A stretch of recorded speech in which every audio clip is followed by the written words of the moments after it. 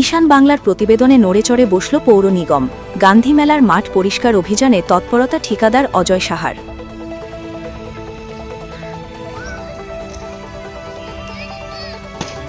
ঈশান বাংলা নিউজের প্রভাব। সংবাদ পরিবেশনের মাত্র 12 ঘণ্টার মধ্যেই বদলে গেল গান্ধী মেলার মাঠের চিত্র। কাজের বরাতপ্রাপ্ত ঠিকাদার ঝাঁপিয়ে পড়লেন পরিষ্কার পরিচ্ছন্নতার কাজে। উল্লেখ্য, গত 30 জানুয়ারি জাঁকজমকপূর্ণ অনুষ্ঠানের মধ্যে দিয়ে ঐতিহ্যবাহী গান্ধী মেলা ও প্রদর্শনীর উদ্বোধন করা হয়।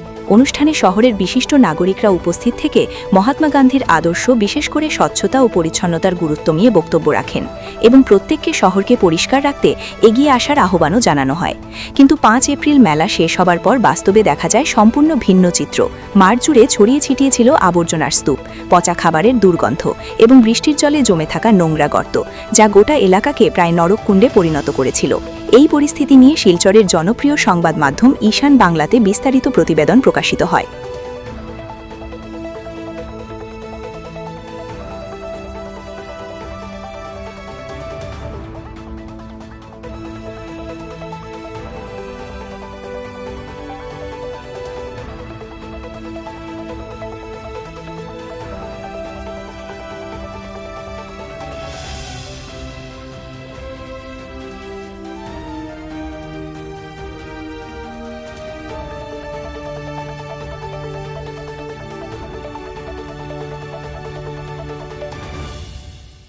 আর সেই প্রতিবেদন প্রকাশের পরই তৎপর হয়ে ওঠে শিলচর পৌর নিগম কর্তৃপক্ষ। সংবাদ পরিবেশনের মাত্র 12 ঘণ্টার মধ্যেই পরিষ্কার অভিযানে নামে সংশ্লিষ্ট ঠিকাদার সহ ওনার সহকর্মীরা। শনিবার কর্মীদের নিয়ে ঠিকাদার অজয় সাহা সরজমিনে উপস্থিত থেকে মেলার মাঠ পরিষ্কারের কাজ শুরু করান। ঠিকাদার অজয় সাহা জানান, বৃষ্টির জন্য মাঠে জল জমে থাকায় আবর্জনা পরিষ্কার করতে যথেষ্ট সমস্যার সম্মুখীন হতে হয়েছে। তবুও দ্রুত কাজ এগিয়ে নিয়ে যাওয়া হচ্ছে এবং আগামীকালের মধ্যে পুরো মাঠ সম্পূর্ণভাবে আবর্জনা মুক্ত ও পরিচ্ছন্ন করে তোলা হবে বলে তিনি আশ্বাস দেন। আমরা 3 দিন দিয়ে আজকে পরিষ্কার করার মাঠ। আমি অজয় সাহা, কন্ট্রাক্টর মেলার। আর আমরা প্রত্যেকের এইটা থাকে আর কি, তোমার মেলাটা শেষ হওয়ার পরে আস্থা যত কনস্ট্রাকশনের থাকে এগুলো সব সরে তারপরে আমরা গ্রাউন্ডটা পরিষ্কার করি, ক্লিন করি আর কি। এটা লিগে বিগত কতদিন তোমার জল আসিল, মাঠের ভিতরে অনেক জল আসিল, বৃষ্টি আসিল, এগুলি তো আর পরিষ্কার করা যায় না, জ্বালান যায় না।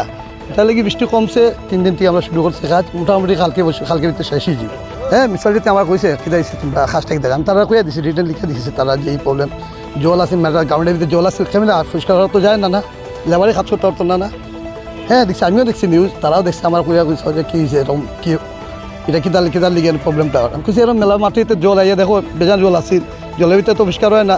পরিষ্কার যে 3 দিন হয়েছে, আজকে নিউজের পর 3 থেকে শুরু হয়েছে, কালকে শেষ কমপ্লিট। আজকে তো শেষ, দেখো আপনিই দেখছেন, তোমার গ্রাউন্ড তো ভালোই আছে। এদিকে এই উদ্যোগের জন্য স্থানীয় বাসিন্দারা ঈশান বাংলা সংবাদ মাধ্যমকে ধন্যবাদ ও কৃতজ্ঞতা জানিয়েছেন। তার মতে সংবাদ মাধ্যমের তৎপরতার ফলে প্রশাসন দ্রুত পদক্ষেপ নিতে বাধ্য হয়েছে। সংবাদের প্রভাব, ঈশান বাংলার উদ্যোগে ফিরছে স্বচ্ছতা। গান্ধী মেলার মাঠে শুরু নতুন পরিবর্তনের গল্প। আজকে এখানে সাফাই ছিল, সেদিন ঈশান বাংলাত কইলাম যে আমরা প্রবলেমটা এই গন্ধ ঠিক আছে না, আজকে তারা সাফা করে এখান থেকে সাফা চলার মোটামুটি অর্ধেক সাফা হয়ে গেছে, কি কালকে মোটামুটি কমপ্লিট হয়ে যাবে। 3 দিন থেকে সাফাই চলে। আর এদিন কইছিলাম, এই দিন থেকে পরের দিন থেকে সাফাই আরম্ভ হয়েছে। আজকে 3 দিন চলে কমপ্লিট সাফা। মোটামুটি আরও 3-4 দিনের ভিতরে শেষ হয়ে যাবে। কন্ট্রাক্টারে করে, যে কন্ট্রাক্টারে মানে কন্ট্যাক্ট নিয়েছিল তাই নিয়ে করতেছে। না সাফ করার পর আর কি অসুবিধা, এখানে কোনো কমপ্লেনই নেই। আর না, যাতে আমার স্কুল থেকে যাতে কোনো কমপ্লেন না দিতে পারে যে তুমি দেখো না নি চোখে, আমি তো রাখছি আমার দেখা লাগিয়া। ধন্যবাদ তো দিতেই লাগবো, যাতে কন্ট্রাক্টারে কমপ্লেন শোনার পরেই পরিষ্কার করার লাগছে, তার তো ধন্যবাদ দেওয়া দরকারই। ঈশান বাংলার ধন্যবাদ দিন, কারণ ঈশান বাংলার নিউজটা সবাই দেখিয়া কন্ট্রাক্টারও দেখছেন, দেখিয়া তাড়াতাড়ি এই কন্ট্রাক্টারে পরিষ্কার করার লাগছে।